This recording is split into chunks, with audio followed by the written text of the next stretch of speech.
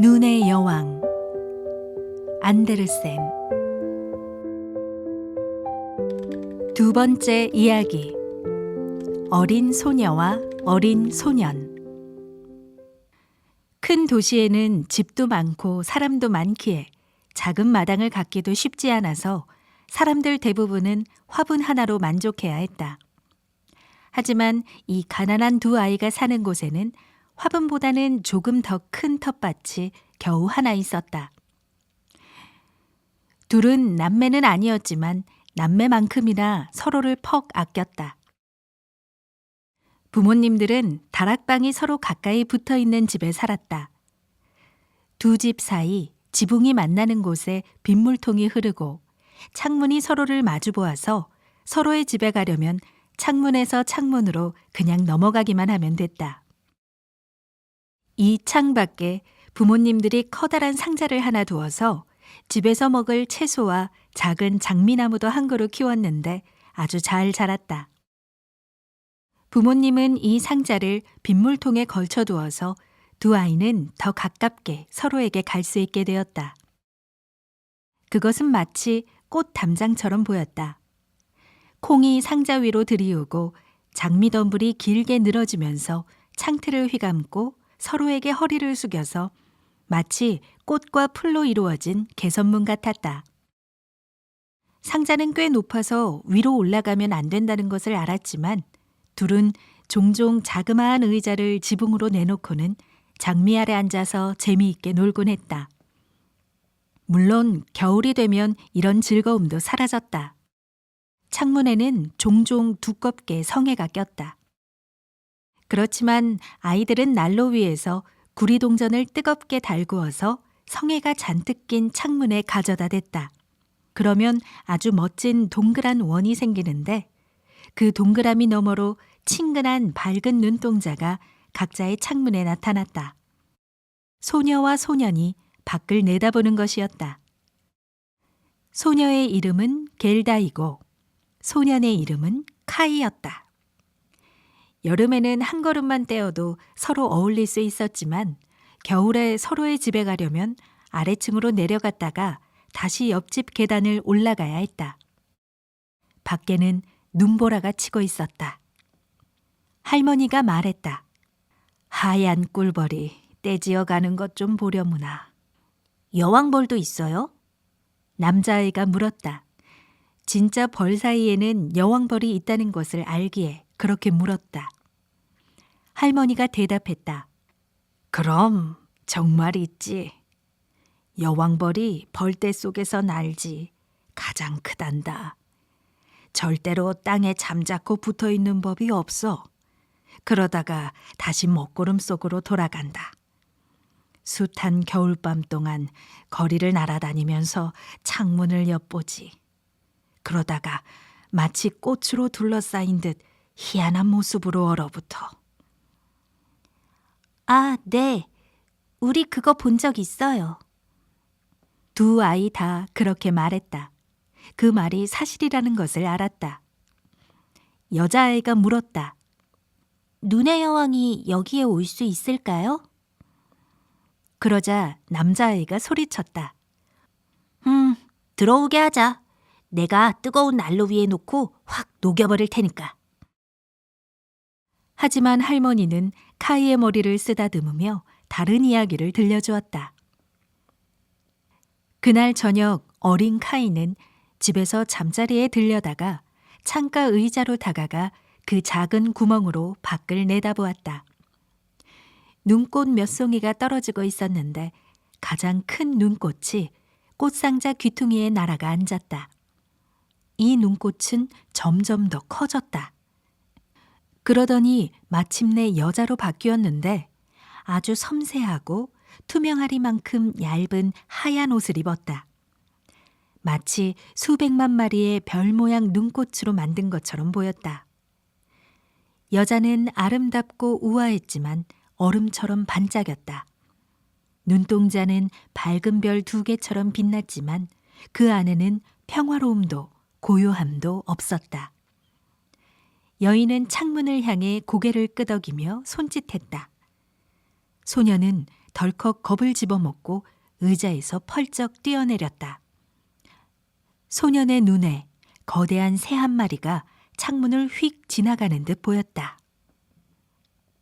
이튿날은 날씨가 맑고도 서늘했다. 이제 눈이 녹고 봄이 왔다. 태양이 비치고 초록풀이 돋아났다. 제비들이 둥지를 틀고 집집마다 창문을 열었다. 또다시 아이들은 빗물통이 있는 그 작은 지붕마당에서 놀았다. 그해 여름 장미가 아주 아름답게 피었다.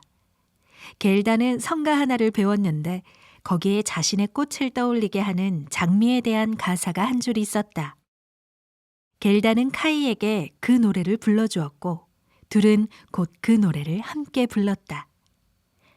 장미꽃이 달콤한 계곡에 틀림없이 예수의 아이가 있을지니. 두 아이는 서로의 손을 잡고 장미꽃에 입을 맞추고는 투명한 햇빛을 올려다보며 예수의 아이가 마치 거기 있는 것처럼 하늘에 대고 말했다. 정말 아름다운 여름이라고. 절대로 시들 것 같지 않은 향기로운 장미덤불 아래 있으니 무척이나 향기롭다고. 어느 날 겔다와 카이는 새와 동물에 관한 그림책을 보고 있었다. 그런데 그때 교회 탑의 시계가 5번 울렸다. 카이가 소리쳤다. 아, 내 가슴이 아파. 눈에도 뭐가 있어. 카이는 눈을 깜빡였다. 겔다는 카이의 목을 잡고 들여다보았지만 아무것도 보이지 않았다. 카이가 말했다. 없어진 것 같아. 하지만 사라지지 않았다.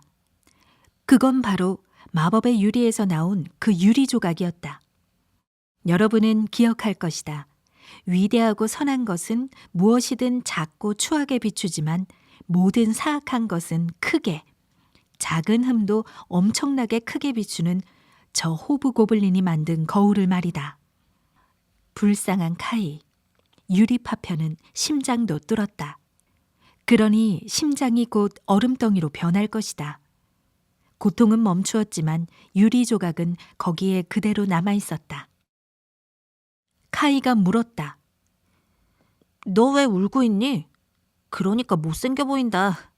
난 이제 아무렇지도 않아. 그러더니 불현듯 뭐가 떠올랐는지 이렇게 말했다. 아, 저 장미는 죄다 벌레가 뜯어먹었네. 봐, 이 꽃은 삐뚤어졌어. 게다가 저 장미, 어쩜 저렇게 추할 수가 있지? 꼭 자기들이 사는 상자하고 똑같아. 그러더니 그 상자를 발로 툭 찼다. 장미도 확 꺾어버렸다. 카이, 너 무슨 짓이야? 겔다가 소리쳤다. 카이는 겔다가 화를 내자 꽃 한 송이를 더 꺾고는 사랑스러운 겔다만 혼자 남겨놓은 채 자기 집 창문으로 펄쩍 뛰어 들어가 버렸다. 나중에 겔다가 자기 그림책을 가져다 주었을 때 카이는 그건 요람에 든 아기들에게나 딱 맞는 책이라고 말했다. 그리고 할머니가 이야기를 들려줄 때마다 언제나 그런데 하며 끼어들었다. 기회를 틈타 할머니 안경을 훔쳐서 자기 코에 걸치고는 할머니 흉내를 냈다. 어찌나 잘하는지 모두가 웃음을 터뜨리곤 했다. 머지않아 그 거리에 사는 사람들 모두의 걸음걸이와 말투를 흉내낼 수 있게 되었다. 사람들의 이상하고 추한 것들을 모두 다 카이가 어찌나 흉내를 잘 내는지 사람들은 말했다. 저 아이는 확실히 머리가 좋아. 하지만 그건 눈과 심장에 박힌 유리 조각 때문이었다. 그 유리 때문에 카이는 온 영혼을 다해 자신을 아끼는 사랑스러운 겔다조차 놀려댔다. 이제 카이는 둘이 예전에 함께 했던 것과는 확실히 다른 놀이를 했다. 둘은 좀 더 철이 들었다. 어느 쌀쌀한 날, 눈이 이리저리 흩날리고 있었다. 카이는 집 밖으로 커다란 돋보기를 가져와서 파란 코트 자락을 펼치고는 거기에 눈송이가 떨어지게 했다. 자, 이제 그 돋보기로 봐봐. 카이가 겔다에게 말했다. 눈송이 하나하나가 훨씬 더 커 보이면서 마치 거대한 십각형의 별처럼 보였다. 놀라웠다. 카이가 이어 말했다. 봐, 정말 멋지지?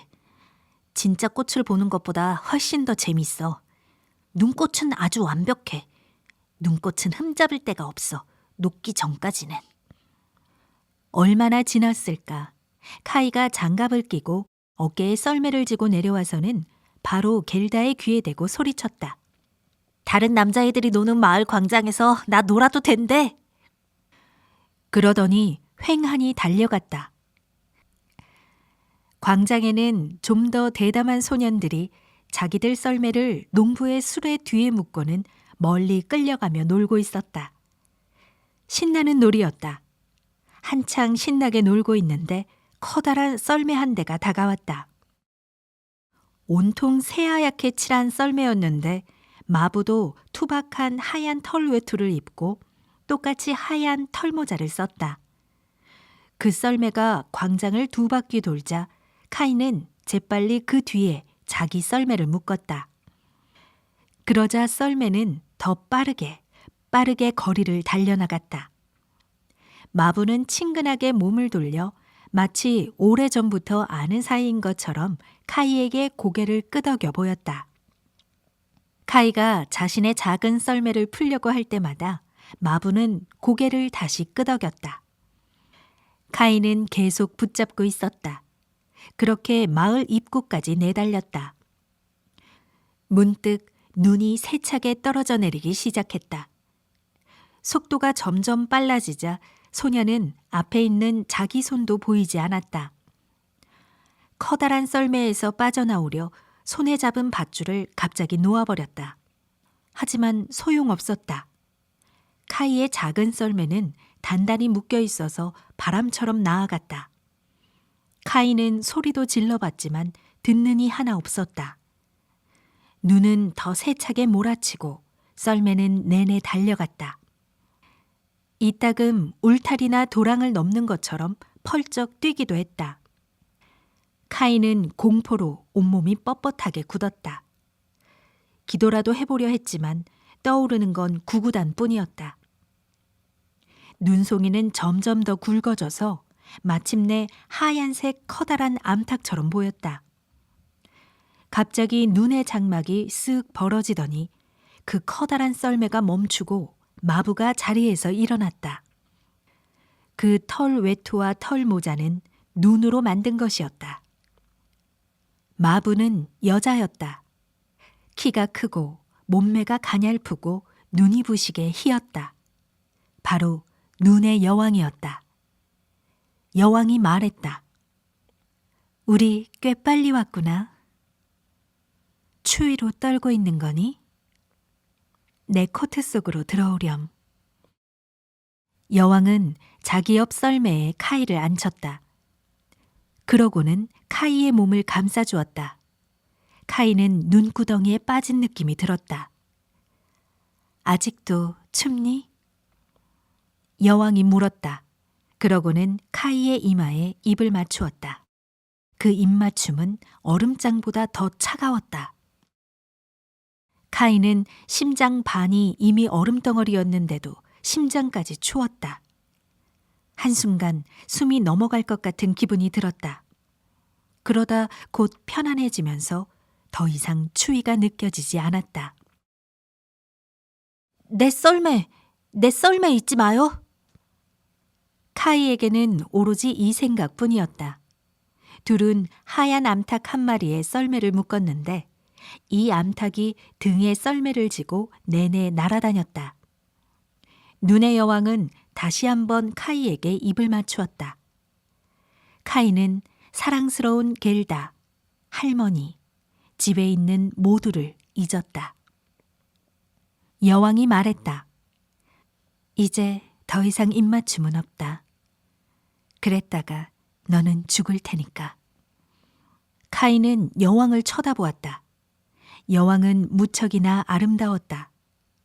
이보다 더 아름답고 예쁜 얼굴은 상상할 수도 없었다. 더 이상 얼음으로 만든 사람처럼 보이지 않았다. 카이의 창밖에 앉아서 손짓했을 때의 모습이 아니었다. 카이의 눈에 눈의 여왕은 완벽했다.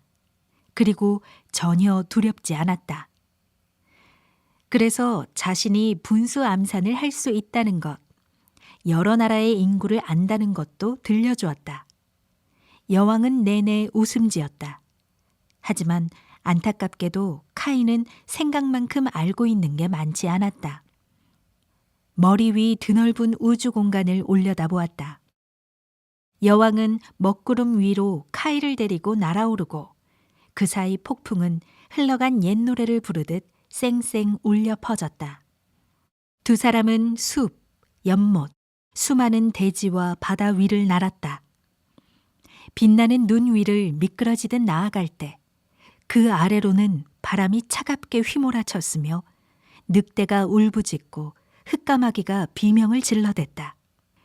그러나 저기 위의 달은 크고 환하게 빛났다.